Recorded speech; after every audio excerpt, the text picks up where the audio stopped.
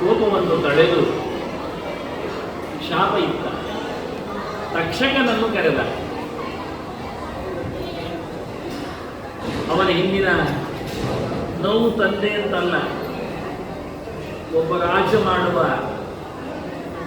ಅದು ಕೃಷ್ಣ ರಕ್ಷಿತನಾದವ, ಪಾಂಡವರ ತಳಿ, ಜ್ಞಾನದ ಎತ್ತರವನ್ನು ಗುರುತಿಸುವವ ತಪ್ಪು ಮಾಡಿದಾಗ ಬಹಳಷ್ಟು ನೋವಾಗುತ್ತದೆ. ನಮಗೆ ಬೇಕಾದವರು ನಮ್ಮವರು ನಮ್ಮನ್ನು ಹೀಯಾಳಿಸಿದಾಗ ಆಗುವ ನೋವು ಉಳಿದವರು ದೂರದಿಂದ ನಿಂತು ಅದೆಷ್ಟೋ ಬೈದುಕೊಂಡಾಗಲೂ ಆಗುವುದಿಲ್ಲ. ಅಭಿಮಾನಕ್ಕೆ ಧಕ್ಕೆ ಆಗ್ತದೆ. ಕೃಷ್ಣ ಇದನ್ನೇ ಹೇಳಿತ್ತು, ಸಂಭಾವಿತಸ್ಯ ಚಾಕೀರ್ತಿ ಮರಣಾದ ಅತಿರಿಚ್ಯತೆ ಎಂದು. ನಿನಗೆ ಹತ್ತಿರದಾದವರು ನಿನ್ನ ಹೆಸರಿನಲ್ಲಿ ಮಾತಾಡಿಕೊಳ್ತಾರೆ, ಅರ್ಜುನ ಸಾಯ್ಬೇಕಾಗತ್ತೆ ಅಂತ. ಹಾಗಾಗಿ ಶೃಂಗಿಗೆ ಎಳೆಯ ವಯಸ್ಸು, ಆದರೆ ಜ್ಞಾನದ ಶಾಪ ಕೆಲಸ ಮಾಡಿ ತಕ್ಷಕನನ್ನು ಕರೆದಿದ್ದಾನೆ. ಇತ್ತ ನಾವು ಶುಕಾಚಾರ್ಯರನ್ನು ಕಂಡಿದ್ದೇವೆ. ರಾಜ ಅರಮನೆಗೆ ಹೋಗವನೇ ತನ್ನ ರಾಜತನವನ್ನು ತ್ಯಜಿಸಿ ದುರುಸು ದುಮ್ಮಾನಗಳನ್ನೆಲ್ಲ ಬದಿಗಿಟ್ಟು ತಾನು ಮಾಡಿದ ಅಪಚಾರವನ್ನು ಪರಿಚಯಿಸಿಕೊಟ್ಟು ಸಾಮಾನ್ಯವಾಗಿ ತಪ್ಪನ್ನು ಹೇಳಿಕೊಂಡಾಗ ಅದೆಷ್ಟೋ ಪ್ರಾಯಶ್ಚಿತ್ತ ಆದದ್ದು. ಅದು 10 ಜನರೆದುರು 100 ಜನರೆದುರು ಅರಮನೆಯ ಜನರೆದುರು ಹೇಳಿಕೊಂಡಾಗ ಅಷ್ಟೆಲ್ಲ ಎತ್ತರದ ರಾಜಾಧಿರಾಜ ಅಂತ ಹೇಳಿಕೊಂಡು ಪಾಂಡವರ ಪರಂಪರೆಯನ್ನು ಬೆಳಗಿಸಿದ ಹೆಸರನ್ನು ಮತ್ತೆ ವಾಲ್ಮೀಕನ, ಶಂತನುವಿನ, ವಿಚಿತ್ರವೀರ್ಯನ, ಭೀಷ್ಮರ, ಕೊನೆಗೆ ಧರ್ಮರಾಜನ ಹೆಸರನ್ನು ಎತ್ತಿ ಹಿಡಿದ ಪರೀಕ್ಷಿತ, ಕಲಿ ನಿಗ್ರಹ ಮಾಡಿದ ಅರಸ. ಅಂತಹ ಹೆಮ್ಮೆ ಇದ್ರೂ ತಾನು ಮಾಡಿದ ಋಷಿವರ್ಗಕ್ಕೆ ಮಾಡಿದ ದ್ರೋಹವನ್ನು ಬಹಿರಂಗಗೊಳಿಸಿದ್ದೇ ಅವನ ಪೂರ್ಣ ಕಶ್ಮಲಗಳ ಪಾಪಗಳ ನಿರ್ಮೂಲನ, ಕೊನೆಯ ದೇಹದ ಚರಿತೆ ಎನ್ನುವುದು ದೊಡ್ಡ ಪುಣ್ಯ ವಿಷಯ. ಪರೀಕ್ಷಿತನನ್ನು ನಾವು ನೆನೆಸಬೇಕು. ಯಾಕೆಂದರೆ ಅವನು ಕೊನೆಯ ದೇಹದಲ್ಲಿ ಕೂತವ. ಆ ಬಳಿಕ ಭಗವಂತನನ್ನೇ ಪಡೆದಿದ್ದಾನೆ. ಮಹಾಚರಿತನ ಪುಣ್ಯಾತ್ಮನ ಕಥೆಯನ್ನು ಕೇಳುವುದು ಅಂದರೆ ಎಷ್ಟು ದೊಡ್ಡ ಭಾಗ್ಯ ಅಲ್ಲ. ಎಲ್ಲ ಸೇರಿಕೊಂಡ್ರು ಸಹಜವಾಗಿಯೇ. ರಾಜ ಹೇಳಿಕೊಂಡದ್ದರ ಬಗ್ಗೆ ರಾಜನ ಎತ್ತರಕ್ಕೆ ಸರಿ ಇದೆ ಅಂತ ಮಂತ್ರಿ ಮಾಗದರೆಲ್ಲ ಸೇರಿಕೊಂಡು, ಪ್ರಜಾಜನರು ಇಟ್ಟುಕೊಂಡು, ಆತ್ಮೀಯರು ನಿಂತು ಅವನಿಗೆ ಸಮಾಧಾನ ಹೇಳುವಂತೆ. ಏನು ಸಮಾಧಾನ ಹೇಳಲಿಕ್ಕಾಗ್ತದೆ? ಶಾಪವನ್ನು ತೆಗಿಲಿಕ್ಕೆ ಬರ್ತದೆ. ಶಾಪದ ನಂತರದಲ್ಲಿ ನಿನಗಾಗತಕ್ಕಂತಹ ಸದ್ಯತೆಯ ಲೋಕದ ಬಗ್ಗೆ ನಾವು ಇವತ್ತು ಪ್ರಾರ್ಥನೆ ಮಾಡ್ತೇವೆ, ಕುಂಡ ಹೋಮ ಮಾಡ್ತೇವೆ ಹೇಳಿದ್ರೆ ಅನುಕೂಲ ಆಗ್ತದೆ ಅವನಿಗೆ. ಸಾಯುವುದು ಖಾತ್ರಿ ಅಂದವನಿಗೆ ನೀವು ಏನು ತಂದುಕೊಟ್ರೂ ಇಷ್ಟ ಆಗುವುದಿಲ್ಲ. ಯಾವುದನ್ನು ಆತ ಆಸೆ ಪಟ್ಟು ನೋಡುವುದಿಲ್ಲ. ಹಾಗಾಗಿ ಬಹಳ ಸ್ಪಷ್ಟವಾಗಿ ಹೇಳಿದ ರಾಜ, ದಶತ್ವಲಂ ಗಾಯತ ವಿಷ್ಣುಗಾತ ಅಂತಾನೆ. ನೋಡಿ ಅವನ ಬೋಲ್ಡ್ನೆಸ್. ಕಚ್ಚಿಲಿ ಮಾರ್ಯಾರೆ, ಹೌದು ಹೇಳು, ಕಚ್ಚಿಲಿ, ಯಥೇಷ್ಟ ಕಚ್ಚಿಲಿ. ಆಯ್ತಾ? ನೀವು ದೇವರ ಬಗ್ಗೆ ಮಾತಾಡಿ. ದಶತು ಅಲಂ ಗಾಯತ ವಿಷ್ಣುಗಾತ. ನನಗೆ ದೇವರ ಬಗ್ಗೆ ಮಾತಾಡಿ. ನೀನು ಕೊನೆ ಹೊತ್ತಿನಲ್ಲಿ ದೇವರನ್ನು ನೆನಪಿಸಿಕೊಂಡ್ರೆ ಸತ್ತರೆ ದೇವರನ್ನು ಪಡೀಲಿಕ್ಕೆ ಆಗ್ತದೆ. ಗೊತ್ತವನಿಗೆ ಎಂ ಆಫೀಸ್ ಮನಂಧಾಮಂ ಅಂತ. ನಾವು ಹಾವು ಹಾವು ಹಾವು ಅಂತ ಸಾಯುವುದ ಬದಲಿಗೆ ಹರಿಹರಿ ಅಂತ ಹೇಳಿ ಸಾಯುವ. ನೋಡಿ ಅವನ ಆಸೆ. ಹಾವು ಹಾವು ಎದುರಿಸಬೇಡಿ, ಹಾವು ಬರ್ತದೆ 7 ದಿನದ ಒಳಗೆ ನನ್ನನ್ನು ಸಾಯಿಸ್ತದೆ ಅಲ್ವಾ? ಕಚ್ಚಲಿ ಬಿಡಿ ಅದನ್ನು. ನಮಗಿದೇ 7ನೇ ದಿನಕ್ಕೆ ಬೇಕು. ಇದೇ ಅವನ ಗಟ್ಟಿತನ. ಮನೆ ಉತ್ತರ ಏನಾಗುತ್ತಾ? ಆವತ್ತಿನಲ್ಲಿ ಕಾಯಬೇಕಲ್ಲ, ನಾವು ಇನ್ನು 5 ದಿವಸ ಬರಬೇಕಾಗಿದೆ. ಇವತ್ತು ಹೇಳಿಬಿಡಿ, ಸಂಸಾರ ಸರ್ಪದಷ್ಟಮ್ಯೋ ವಿಷ್ಣುರಾತಮೋ ಮಚತ್ ಅಂತಾರೆ. ಹಾವು ಖಚಿತ. ಪರೀಕ್ಷಿತನಿಗೆ ಅಲ್ಲ, ಸಂಸಾರ ಸರ್ಪ ಉಂಟಲ್ಲ, ಅದು ಕಚ್ಚುವುದು ನಿಂತಿತು ಅಂದ್ರು. 7 ದಿನದ ನಂತರದ ಪರೀಕ್ಷಿತನ ಭಾಗ್ಯಗೆ ಎಂದು ಕೇಳಿದರೆ ಹಾವು ಕಚ್ಚಿದ್ದಲ್ಲ, ಹಾವು ಕಚ್ಚುವುದಿಲ್ಲ ಅವರು ಹೇಳಿ. ಸಂಸಾರ ಎನ್ನತಕ್ಕಂಥ ವಿಷ ಸರ್ಪ ಉಂಟಲ್ಲ, ಅದರ ಬಾಧೆಯಿಂದ ನಿವೃತ್ತರಾದ ಪರೀಕ್ಷಿತ. ಇದು ಶಾಪವೋ ವರವೋ? ಈ ನಮೂನೆ ಶಾಪ ಬೇಕು ಮನುಷ್ಯನಿಗೆ. ಭಾಗ್ಯ ತೆರೆದುಕೊಳ್ಳಬೇಕಾಗಿದೆ. ಸರಿಯಾದ ಪೆಟ್ಟು ಬೀಳದಿದ್ರೆ ಶಿಲ್ಪ ಮೂರ್ತಿಯಾಗುವುದಿಲ್ಲ, ಮೆಟ್ಟಿಲು ಆಗ್ತದೆ. ಸಾವಿರಾರು ಜನರು ಮೆಟ್ಟಲಿಕ್ಕೆ ಆಗ್ತದೆ, ಕೈ ಮುಗಿಲಿಕ್ಕೆ ಬರುವುದಿಲ್ಲ.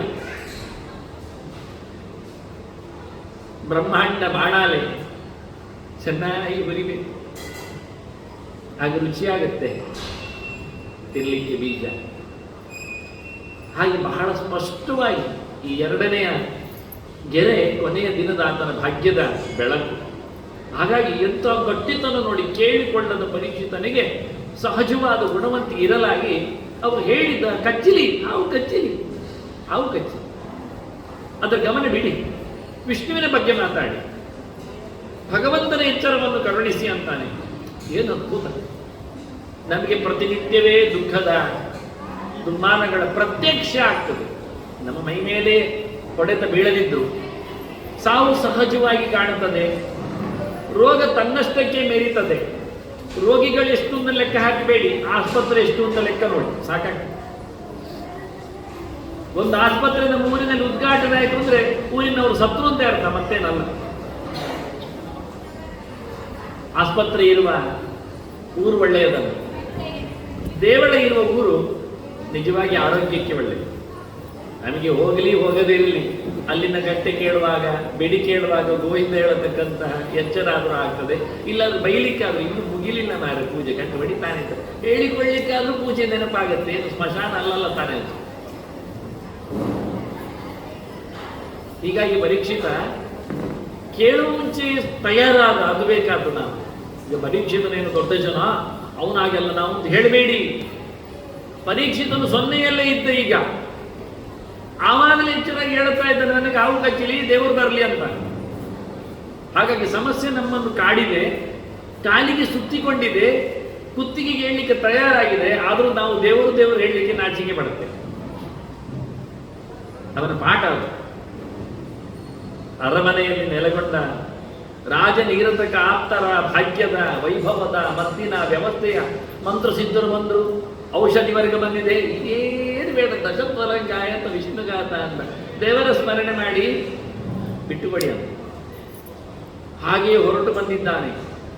7ನೇ ದಿನದಲ್ಲಿ ಕಶ್ಯಪ ಬ್ರಾಹ್ಮಣ ಗರುಡ ಬಿದ್ದು ಹಿಡ್ಕೊಂಡು ತಕ್ಷಕ ಹೇಳುತ್ತಾನೆ, ಏನು ಅರಸ ಸಾಯ್ತಾನೆ, ಹಾವುಗಚ್ಚಿ ಬದುಕಿಸ್ತೇನೆ ಅಂತ. ಗ್ಯಾರಂಟಿ ಇಲ್ಲ ಅಂತ. ಇದು ಸಾಮಾನ್ಯ ಹಾವಲ್ಲ, ಇದು ನಿಮ್ಮದು ಒಳ್ಳೆ ಕೆರೆಯಲ್ಲ, ಇದು ತಕ್ಷಕ ಅಂತ. ಉಂಟು ನನ್ನ ಹತ್ರ ಅಷ್ಟಕುಲ ನಾಗವಿದ್ಯೆ ಅಂದವ ಕಶ್ಯಪ ಬ್ರಾಹ್ಮಣ, ಎಲ್ಲರೂ ಗೊತ್ತು ಅಂದ. ಪರೀಕ್ಷೆ ಮಾಡುವ ನಾನೇ ತಕ್ಷಕ ಅಂತ. ಗುಡ್ ಅಂದ, ಹೆದರಿಕೆ ಇಲ್ಲ ನೋಡಿ ಅವನಿಗೆ. ಮರ ಕಚ್ಚುತ್ತೇನೆ ನೋಡ್ತೀಯ, ಮಂತ್ರ ತೋರಿಸ್ತೇನೆ ಅಂದ. ಅವ ಕಚ್ಚಿದ, ಮರ ಬರಲ್ಲ, ಮಂತ್ರ ಮಾಡಿದ, ಪುನರ್ಜೀವಗೊಂಡಿದೆ. ಭೇಷ್ ಅಂದ. ಆದರೆ ಇದು ಮರ ಅಂದ, ಅದು ಮನುಷ್ಯ ಅಲ್ಲ ಅಂದ. ಆದರೆ ಯಾವ ದೇಹ ಆದರೆ ಅದು ಜೀವವಂತೆ ಅಲ್ವಾ? ಮಂತ್ರ ಸರಿ ತಾನೇ, ಸರಿ, ಆದರೆ ಇದು ಋಷಿಯ ಶಾಪ ಅಂದ. ಅದಕ್ಕೂ ನನ್ನ ಹತ್ರ ಮಂತ್ರ ಉಂಟು ಅಂದವನು. ಇನ್ನು ಮುಂದಕ್ಕೆ ಇಲ್ಲ, ಇದು ತಪ್ಪಿಸಬಾರದು ಅಂದ. ನಿನಗೆ ಏನು ಮಾಡ್ತಾನೆ ರಾಜ? ಸನ್ಮಾನ ಮಾಡ್ತಾನೆ, ನಾನೇ ಮಾಡ್ತೇನೆ, ನೀನು ಹೋಗಬೇಡ. ಆಗುವುದಿಲ್ಲ ಅಂದ ನಮ್ಮ ರಾಜ ಅಂತ. ನೋಡು ಮತ್ತೆ ವಿಚಾರಿಸುವ ಅಂದ. ಸರಿ ಅಂತ ವಿಚಾರ ಮಾಡಿದ ಬ್ರಾಹ್ಮಣ. ಇಂಟ್ಯೂಷನಲ್ಲಿ ಧ್ಯಾನಕ್ಕೆ ನೆಲೆಗೊಂಡ. ಮುಂದಿನ ಕತೆ ನೋಡಿದ. ಇಲ್ಲ, ದೇವರ ಸಂಕಲ್ಪ ಬೇಡ ಅಂತ ಹೊರಟೆ. ಅವನು ದುಡ್ಡು ಕೊಪ್ಪರಿಗೆ ನೋಡಿ ಹಿಂದೋದದ್ದಲ್ಲ, ಅವ ದೇವರು ಏನು ಸಂಕಲ್ಪ ಮಾಡಿದ್ದಾನೆ ನೋಡಿ. ಇದು ಜ್ಞಾನಿಗಳ ಕತೆ. ಭಗವಂತನ ಸಂಕಲ್ಪಕ್ಕೆ ಟೂನಾಗಿ ನಡೆಸುವುದು ಜ್ಞಾನಿಗಳ ಲಕ್ಷ್ಯ. ಹಾಗಾಗಿ ಹನುಮಂತನನ್ನು ಭೀಮಸೇನ ಮೂದಲಿಸ್ತಾರೆ ಒಂದು ಪ್ರಸಂಗದಲ್ಲಿ. ಅವರಿಬ್ಬರು ಭೇಟಿ ಆಗ್ತಾರೆ. ಸೌಗಂಧಿಕ ಪುಷ್ಪ ತರಲು ಹೋದ ಭೀಮಸೇನಿಗೆ ಹನುಮಂತನ ಬಾಲ ಸಿಗ್ತದೆ. ಆಗ ಕೊನೆಗೆ ಮಾತುಕತೆ ಮಾಡಿದ ನಂತರ ಹನುಮಂತ ಹೇಳುತ್ತಾನೆ, ನಾನೇ ಹನುಮಂತ ಗೊತ್ತೇನು ಕೇಳುತ್ತ. ಹೌದಾ? ಭೀಮಸೇನ ಮತ್ತೊಮ್ಮೆ ಜೋರಾಗಿ ನಗಾಡಿ ಬಿಡ್ತಾನೆ ಚಪ್ಪಾಳೆ ತಟ್ಟು. ಎಂತಾಯ್ತು ನಿನಗೆ? ಮಂಗನ ಹತ್ತಿರ ತಮಾಷೆ ಮಾಡಲಿಕ್ಕೆ ಕೇಳುತ್ತಾನೆ. ಅಲ್ಲ ಮಾರಾಯ, ನೀನು ದೊಡ್ಡ ಮಂಗ ಅಂತ ಹೇಳಿಕೊಳ್ತಿ, ಆ ರಾವಣನನ್ನು ಎಳೆದು ತಂದು ರಾಮನ ಪಾದಕ್ಕೆ ಹಾಕಲಿಕ್ಕೆ ಆಗಲಿಲ್ವ? ಒಂದು ಸೀತೆಯ ಚೂಡಾಮಣಿ ತಂದು ಕೊಡುದ? ಶೇಮ್ ಅಂದ. ಅದೇ ಮನುಷ್ಯನ ದುಡುಗಿ ಬುದ್ಧಿ ಅಂತ ನೀವ ಹನುಮಂತ. ಎಂತದಕ್ಕೆ? ನನ್ನ ಹತ್ರ ಹೇಳಿದ್ದೇನು ರಾಮ, ಸೀತೆಯನ್ನು ಹುಡುಕಿ ಬಾ ಅಂತ, ಅಷ್ಟೇ ಮಾಡು. ಹೇಳಿದ್ದಷ್ಟು ಮಾಡುವುದು ನಮ್ಮ ಚಾಣಾಕ್ಷತನ, ಹೇಳದ್ದೆಲ್ಲ ಅಧಿಕ ಪ್ರಸಂಗ ಮಾಡೋದು ಮನುಷ್ಯರ ಕಿಡಿಗೇಡಿತನ ಅಂತ. ಎಂಥದ್ದು ಅಂತಾನೆ. ಎಂಥದ್ದು ಅಲ್ಲ, ಸಬ್ಜೆಕ್ಟ್ ಏನು ಗೊತ್ತಾ? ನಾನೊಂದೊಮ್ಮೆ ಸೀತೆಯನ್ನೇ ತಂದಿಟ್ಟೆಂಡ್ಕೊ, ಇಡೀ ಲಂಕೆಯನ್ನು ಕಿತ್ತು ತಂದಿಡ್ತೇನೆ ರಾಮನ ಆಧಾರದಿಂದಕ್ಕೆ. ಆದರೆ ಪೇಪರಲ್ಲಿ ದೊಡ್ಡ ಸುದ್ದಿ ಬರ್ತದೆ, ಮಂಗನಿಂದ ಸೀತೆಯ ಲಾಭ ರಾಮನಿಗೆ ಅಂತ. ಮರ್ಯಾದೆ ಉಂಟ ರಾಮನಿಗೆ? ಅವನ ಹೆಂಡತಿಯನ್ನು ಒಂದು ಮಂಗ ತಂದು ಕೊಡಬೇಕಾಗ್ತದ? ನಾಳೆ ಜನ ಏನು ಆಡಿಕೊಡ್ತಾರೆ? ಅವರೇ ಪೇಪರಲ್ಲಿ ದೊಡ್ಡ ಸುದ್ದಿ ಮಾಡ್ತಾರೆ, ಪ್ರತಿ ಕ್ಷಣಕ್ಕೂ ಟಿವಿಯಲ್ಲಿ ಬಿಡ್ತಾ ಇರ್ತಾರೆ. ಮಂಗನಿಂದ ಹೆಂಡತಿ ಸಿಕ್ಕಿದ್ದು, ಮಂಗನಿಗೆ ಯಾರಿಗೆ ಅಂತ ಗೊತ್ತಿಲ್ಲ, ಇಷ್ಟೇ ಸಣ್ಣದ ಕ್ಯಾಪ್ಸೂಲ್ ಕೊಡೋದು, ಮಂಗನಿಂದ ಹೆಂಡತಿ ಸಿಕ್ಕದ ಬಿಡ್ತದೆ ಹೇಳುವುದಿಲ್ಲ. ಹೀಗಾಗಿ ಧರ್ಮಯ ಬೇಡ, ಕೀರ್ತಿರ್ನಶ್ಯೇತ ರಾಘವಸ್ಯ ಹೇಳು. ರಾಮಚಂದ್ರನ ಕೀರ್ತಿ ಅಪಚಾರ ಆಗ್ತದೆ, ನಾನು ಮಾಡುವುದಿಲ್ಲ ಅದು ಅಂದ. ನರಾವಣ ಸಹಸ್ರಮ್ಯ ಯುದ್ಧೇ ಪ್ರತಿಮಲಂಬಬೇಕಂದ. 1000 ರಾವಣರು ಎದುರು ಬಂದು ನನಗೆ ಲೆಕ್ಕಕ್ಕಿಲ್ಲ ಅಂದ. ಏನ್ರಿ, 80 ಕೋಟಿಯೂತಪ ಪುರಸ್ಸರಾಷ್ಟಗಾಯುತ ಅನೇಕ ಹೇತಿ ಸಂಕುಲಂ ಕಪೀಂದ್ರ ಮಾವೃಣೋತ್ಪಲ. ಏನು ಮಾಡಿದ? ತಲಪ್ರಹಾರ ಚೂರ್ಣಿತಾನ್, ಕಾಲಿ ಕೈಯಲ್ಲಿ ಹೊಡೆದು ಪಡೆದು ಕೋಟಿಗಟ್ಟಲೆ ರಕ್ಕಸರನ್ನು ಮುರಿದು ಬಂದಿದ್ದಾನೆ ಹನುಮಂತ. ಕೋಟಿಗಟ್ಟಲೆ, 80 ಕೋಟಿಗಟ್ಟಲೆ ಅವರದ್ದು, ಮತ್ತೆ 8,000 ಅಧಿಕ ಪ್ರಸಂಗಿಗಳು ಎದುರಲ್ಲಿ ಕೂತಿದ್ದವರು ಸೇರಿಸಿಕೊಂಡು. ಕರಾಟೆ ಅಂತೇನೆ ನಾನು, ಅವನು ಹೊಡೆದ ಪೆಟ್ಟಿಗೆ ನಾನೇ ಕೊಟ್ಟ ಸಬ್ಜೆಕ್ಟ್ ಕರ ಅಟನಂ ಅಂತ. ಕೈಯ ಆಟ ಅಂತ. ಕರಾಟ ಅಂದ್ರೆ ಕೈಯ ಆಟ. ಕೈಕಾಲ ಆಟದಲ್ಲಿ ಕೋಟಿಗಟ್ಟಲೆ ರಕ್ಕಸರನ್ನು ಮುಳುಗಿಸಿದವ ಇವ. ಏನುಂಟು ರಾವಣ ಅಂತ ಹೇಳ್ತಾನೆ. 1000 ರಾವಣರು ಬಂದು ನನ್ನ ಲೆಕ್ಕಕ್ಕಿಲ್ಲ ಅಂದವ. ಹಾಗಾಗಿ ಒಳಗಿನ ಯೋಚನೆ ಬೇರೆ. ಹನುಮಂತನೇ ರಾವಣನನ್ನು ಮುಗಿಸಬಹುದು, ಹನುಮಂತನೇ ಲಂಕೆಯನ್ನು ಹುಡಿ ಮಾಡಿ ತರಬಹುದು. ಸುಟ್ಟವನಿಗೆ ಕಟ್ಟಿ ತರುವುದು ದೊಡ್ಡ ಸಂಗತಿ ಅಲ್ಲ, ಕುಟ್ಟಿ ತರುವುದು ದೊಡ್ಡ ವಿಚಿತ್ರ ಅಲ್ಲ. ಆದರೆ ಅವರು ನೋಡಿಕೊಳ್ತಾರೆ ಏನಾಗ್ತದೆ, ಚರಿತ್ರೆ ಏನಿದೆ ಮುಂದೆ, ಅದು ರಾಮನಿಗೆ ಸಿಗುವಂತ ಕೆಲಸ ಮಾಡೋದಿಲ್ಲ ನಾವು. ಇದು ದೇವರ ಮತ್ತು ಭಕ್ತರ ಸಂಕಲ್ಪದ ಕತೆ ಒಂದೇ ನಮೂನೆ. ಏನು ದೇವರು ಯೋಚನೆ ಮಾಡ್ತಾರೆ ಅದನ್ನೇ ಭಕ್ತರು ಯೋಚನೆ ಮಾಡ್ತಾರೆ, ಏನು ಭಕ್ತರು ಯೋಚನೆ ಮಾಡ್ತಾರೆ ಅದನ್ನೇ ದೇವರು ಯೋಚನೆ ಮಾಡ್ತಾರೆ. ಹರಿಯ ಮತವೇ ಹನುಮನ ಮತವು. ಹೌದು, ಹೇಳಿದದು ನಮಗೆ ಎಲ್ಲಿ ಗೊತ್ತಾಗ್ತದೆ, ನಾವು ಅದನ್ನು ಹೇಳಿ ತಿರುಗ್ತೇವೆ. ವಾಸ್ತವ ಸಂಗತಿ ಏನು ಅರ್ಥ ಆಗುವುದಿಲ್ಲ, ಎಲ್ಲಿ ಹೇಗೆ ಅಂತ. ಹೀಗಾಗಿ ಈ ಕಶ್ಯಪ ಬ್ರಾಹ್ಮಣ ತಲೆಯಲ್ಲಿ ಹೊತ್ತುಕೊಂಡ ನಾಳಿನ ಚರಿತ್ರೆ ಪರೀಕ್ಷಿತನದ್ದೇನು ಅಂತ ಹೇಳಿ ಅಲ್ಲಿಂದ ಹಿಂದೆ ಸರಳಿ. ಗೊತ್ತಾಯಿತು ಅಲ್ಲ, ಒಂದೊಮ್ಮೆ ಬದುಕಿಸಿದ್ರೆ ನಿಜವಾಗಿ ರಾಜನೇ ಒಂದನ್ನು ಓದಿಕೊಂಡಾಗ ಬದುಕಲಿಕ್ಕೆ ಇಷ್ಟ ಬರ್ತಿರಲಿಲ್ಲ.